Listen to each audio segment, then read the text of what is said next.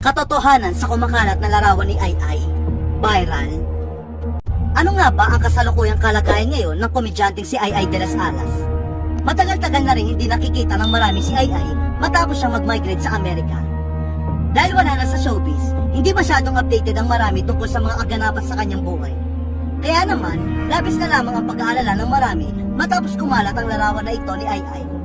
Hindi nga maiwasan ng marami na maawa kay Ai dahil sa lagay niya sa nasabing larawan. Makikita kasi na nakaratay siya sa ospital at may mga tubo na nakakabit sa kanya.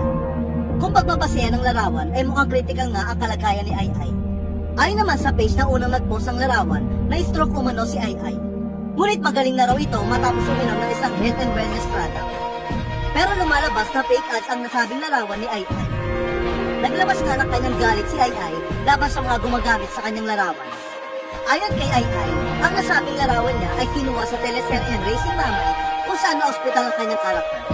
Galit na galit nga si Ai dahil nagsisikap umano siyang mag-exercise at maging healthy sa Amerika para hindi magkasakit pero pinalabas pa lang siyang na-stroke.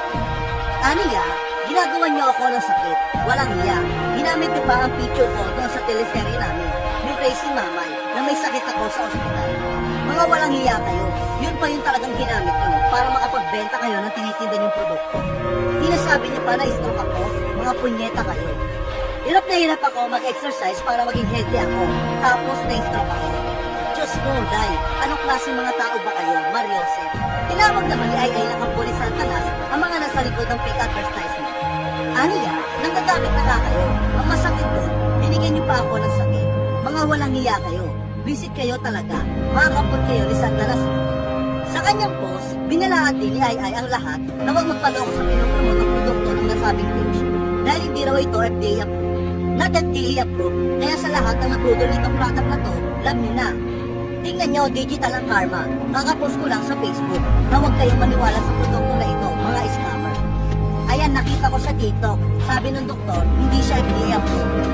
Nakita mo nga naman ang buhay. Pag wala kang itinanim na maganda, #karma is a bitch. Kung matatandaan, bukod kay Ai, nabiktima na rin ng fake advertisement ang Queen of all media na si Chris Aquino at influencer doctor na si Doc Willie O.